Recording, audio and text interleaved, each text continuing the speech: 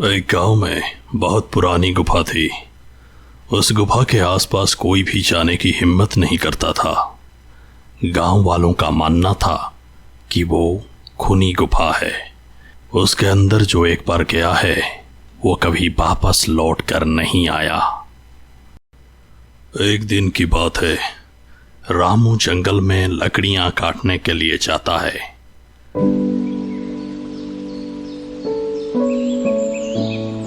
लकड़ियां काटकर जंगल से वापस आ रहा होता है, तभी बहुत तेज बारिश शुरू हो जाती है। उसकी कटी हुई सारी लकड़ियां भीगने लगते हैं। अरे ये क्या? जब मैं सुबह निकला था तब बारिश की कोई आसार नहीं दिख रही थी। अचानक ये बारिश कहाँ से शुरू हो गई? ओह, अब मैं क्या करूं? तभी उसे गुफा दिखाई देती है।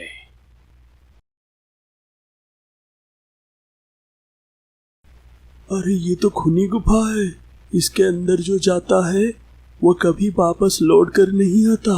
ओह, मैं अब क्या करूं? जो होगा देखा जाएगा। मैं यहीं रुक जाता हूँ। रामू उस गुफा के अंदर चल देता है। अंदर जाने पर उसे डरावनी आवाजें सुनाई देती है। वो इधर उधर देखता है, लेकिन उसे कोई दिखाई नहीं देता। फिर वो थोड़े अंदर की ओर चला जाता है और वापस कभी लौट कर नहीं आता। उधर गांव में रामू का बेटा चिंटू और उसकी बूढ़े बाबा उसका इंतजार करते हैं। पूरी रात गुजर जाती है, लेकिन रामू वापस लौट कर नहीं आता। फिर अगले दिन सुबह होने पर रामू की बेटा चिंटू और उसकी बूढ़े बाबा गांव वालों के पास जाते हैं और उसकी लापता होने की बात बताते हैं।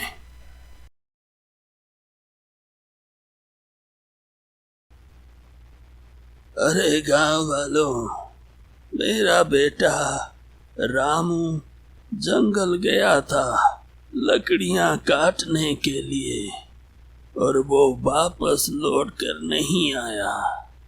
मेरी मदद करो मेरे बेटे को ढूंढने में। मैं बूढ़ा हो चुका हूँ। मेरे शरीर में इतना बल नहीं बचा और ये चिंटू अभी बच्चा है। मेरी मदद करो। अरे बूढ़े बाबा, मैंने कल रामू को जंगल के अंदर देखा था। वो लकड़ियां काटकर घर की ओर आ रहा था। कल तेज बारिश होने लगी और वो बारिश से बचने के लिए उस खूनी गुफा में चला गया। आप तो जानते ही हो वो खूनी गुफा है। वहाँ जो एक बार गया है वह कभी वापस लौट कर नहीं आता। उड़ी बाबा, ওইটা খুনি গুফা। ওখানে ভূত আছে। আমি এখানে যাব না। আমার বুড়িমা আমাকে বলছিল वहां पर एक बड़ा राक्षस है, वो चीर फाड़ कर खा जाता है। আমি এখানে যাব না। हमें माफ करो बूढ़े बाबा, वो खूनी गुफा है, वहाँ जाना मना है। हम कुछ नहीं कर सकते। रामू का बेटा चिंटू और उसकी बूढ़े बाबा वहां से हताश होकर घर लौट आते हैं।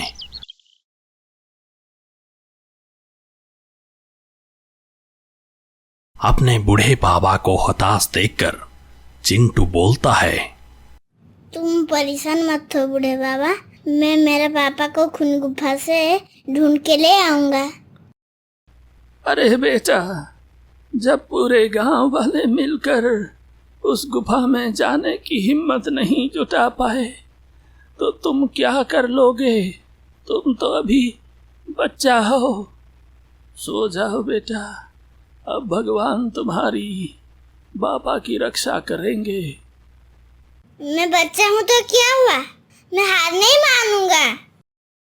चिंटू रात भर सो नहीं पाता और अपने बाबा के बारे में सोचता रहता है। फिर वो फैसला करता है कि वो अपने बाबा के साथ बाकी गांव वालों को भी उसी खुनी गुफा से वापस लेकर आएगा। ये सब सोचकर वो आधी रात को उस जंगल की ओर चल देता है। जंगल का वो रास्ता बहुत ही खतरनाक और डरावनी होती है। चिंटू को तरह तरह की डरावनी आवाजें सुनाई देती है, लेकिन वो बिना घबराए उस खुनी गुफा की ओर चल देता है।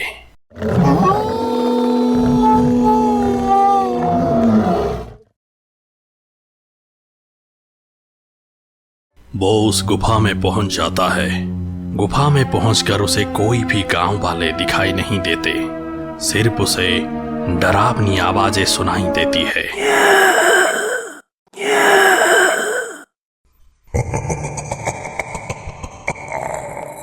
फिर वो हिम्मत करके गुफा के और अंदर जाता है।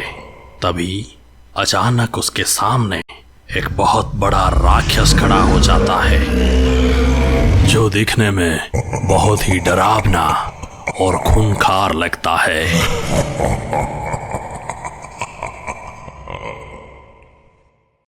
ये कौन है जो इस गुफा में मरने के लिए चला आया है? चिंटू उस राक्षस को देखकर घबरा जाता है। अगले ही पल वो थोड़ा सा हिम्मत जुटाकर उसके सामने खड़ा रहता है। मैं तुम्हें नहीं डरता, तुम मेरे पापा का छोड़ दो वरना अच्छा नहीं होगा। ये तो छोटा बच्चा है, ये मेरा किसी काम का नहीं है। इसे मैं यहाँ से कैसे भगाऊं, वरना ये मेरा सारा काम चौपट कर देगा। मेरे पीछे गांव वाले आते ही होंगे, तुमको यहाँ से भगा देंगे। दूसरी तरफ चिंटू को घर में ना पाकर उसके बूढ़े बाबा घबरा जाते हैं। ये चिंटू आधी रात को कहाँ चला गया? कहीं अपने पापा को छुड़ाने के लिए उस खुनी गुफा में तो नहीं चला गया? हे भगवान, अब मैं क्या करूं? फिर वो गांव वालों के पास जाते हैं और उनसे मदद मांगते हैं। गांव वाले, मेरा चिंटू घर से लापता है। वो अपनी पापा को छुड़ाने के लिए उस खूनी गुफा में चला गया है। मेरी मदद करो। उड़ी बाबा, चिंटू गायब हो गया आधी रात को। अब किसकी बारी है? मैं अभी आया। আমি এখনই আসছি। क्या कहा बूढ़े बाबा? चिंटू अकेला गया है उस खूनी गुफा में, वो भी आधी रात को? देखा गांव वालों, वो छोटा सा बच्चा अगर जा सकता है तो क्या हम पूरे गांव वाले मिलकर नहीं जा सकते? उड़ी बाबा, পেহেলওয়ান দাদা, তুমি ঠিক বলছো। আমি ওই রাক্ষসটাকে ছাড়বো না। আমি একেলা मार गिराएगा उसको। चलो हमारे साथ चलो। यही सोचकर गांव वाले हाथों में हथियार लिए उस खूनी गुफा की ओर जाने की फैसला करते हैं और आगे बढ़ जाते हैं। जंगल का वो रास्ता बहुत ही खतरनाक और डरावनी होती है।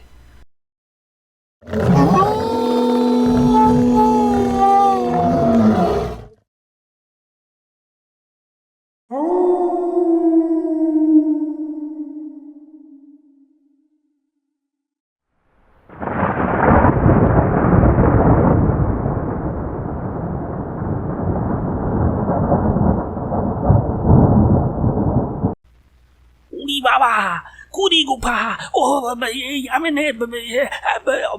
नहीं जाएगा, हम नहीं जाएगा, भीतर नहीं जाएगा। गांव वाले डर कर गुफा के अंदर प्रवेश करते हैं। थोड़ी ही दूर जाने के बाद उन्हें चिंटू दिखाई देता है, जो राक्षस के सामने खड़ा हुआ है। ये देखकर गांव वाले घबरा जाते हैं, परंतु अगले ही पल उन्हें यह एहसास हो जाता है कि ये कोई राक्षस नहीं है। अगर वो राक्षस होता तो चिंटू अभी तक जीवित नहीं बचता। गांव वालों को अपने ओर आता हुआ देखकर राक्षस भागने लगता है और गांव वाले भी उसके पीछे दौड़ पड़ते हैं।